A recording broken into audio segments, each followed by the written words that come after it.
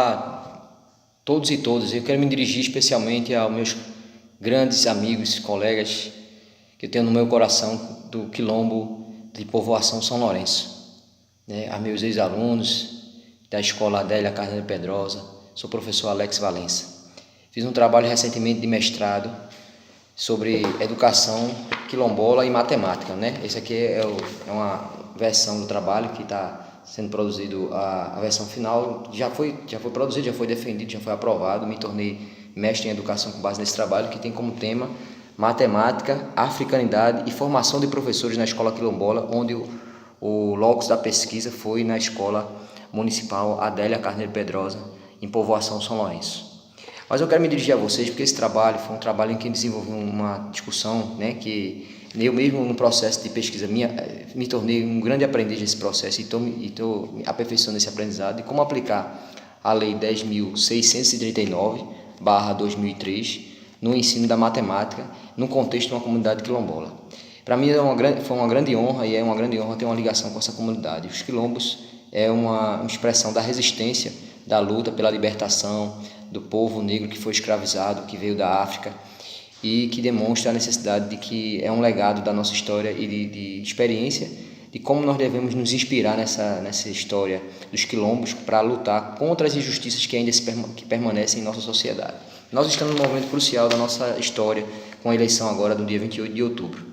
Quem é quilombola, quem defende os quilombos, quem trabalhou em quilombo como nós, não deve tutubiar, não deve ficar em cima do muro.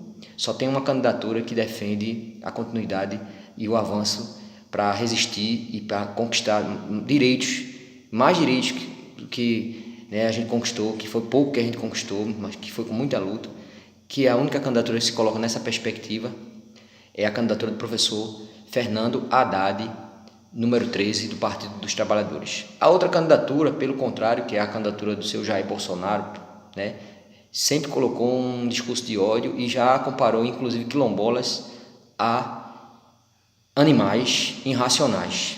Boi, quando fala de arroba, como se nós fôssemos escravos daquela época, porque eu também me considero parte dessa acusação, né? Eu também me sinto quilombola.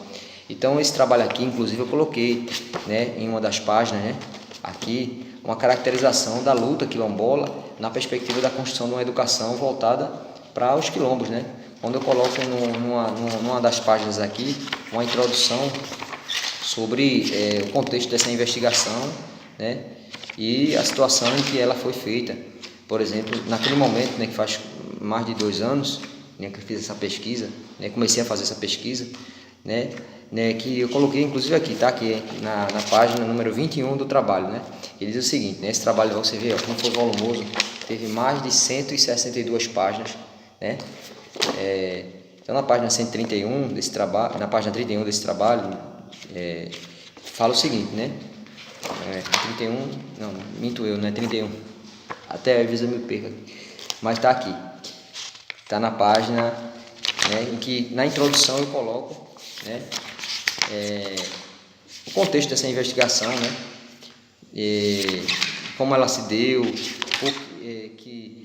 aí eu falo aqui na página 21, aliás, 21, aqui, 21 do trabalho, ela diz assim: neste sentido, caracterizei que nossa pesquisa se deu num contexto nacional, isso naquela época, em 2000, comecei a fazer a pesquisa, né, o mestrado foi de 2015 a 2017, comecei a fazer a pesquisa em loco em 2016, já no ano em que ocorreu o impeachment da presidenta Dilma, né, em que entrou Michel Temer, né, que aprovou essas medidas contra os trabalhadores. Aí eu caracterizei naquele momento. Neste sentido, caracterizei que nossa pesquisa se deu num contexto nacional de um golpe de Estado, com sérios indícios e acusações denunciados por representantes e órgãos da sociedade civil.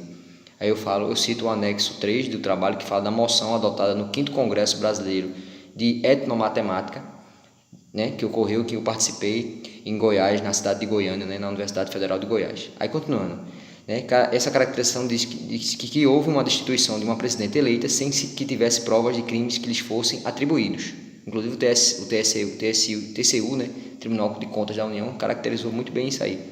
Tal processo se manifestou no campo social, político e econômico, né, como se demonstrou através da retirada de direitos, né, e conquistas sociais sob o pretexto de pretensas reformas, né, como o congelamento dos investimentos públicos para a educação e saúde durante 20 anos, né?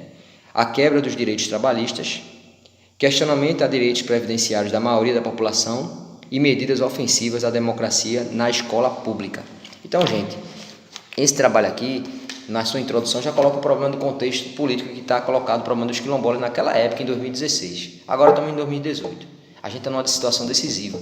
Para a gente continuar combatendo o ataque aos direitos, né, que representam o governo Michel Temer, a gente tem que combater essa candidatura do Jair Bolsonaro, que é um representante da continuidade de Michel Temer numa situação piorada, né? Ele votou a favor de todas as medidas de Michel Temer, ele é contra a quilombola, ele é contra os direitos dos indígenas, ele é contra os direitos da educação pública voltada especificamente para toda a população, né? Ele é a favor do ensino à distância, por exemplo. Imagina uma comunidade quilombola que não tem condições de infraestrutura, né, adequadas, ele vai querer reforçar as escolas públicas na escola quilombola. Pelo contrário, vai achar que deve ter escola à distância naqueles locais, já que não tem muito interesse de investir em escola pública ali.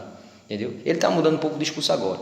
E a outra candidatura do professor Haddad, que foi ministro da Educação, criou o ProUni, desenvolveu, melhorou o Enem, entendeu? Tem problemas, a gente sabe que teve problema no governo Lula, no governo Dilma, a gente sabe que teve problema, que não foi fácil, porque foi um governo de aliança com setores que era contrário aos interesses dos quilombolas, por exemplo.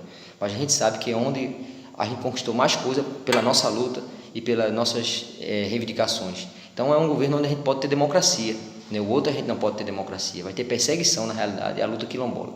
Então no dia 28, quem é quilombola, quem defende os quilombolas, não deve ter dúvida. Dia 28, vota 13, professor Haddad, presidente, por direito dos quilombolas, por direito de todos os trabalhadores e todo o povo brasileiro e por democracia. 13 na cabeça, dia 28. Nós temos condições de ganhar, estamos virando o jogo. Dia 28, vote 13, presidente, professor Haddad.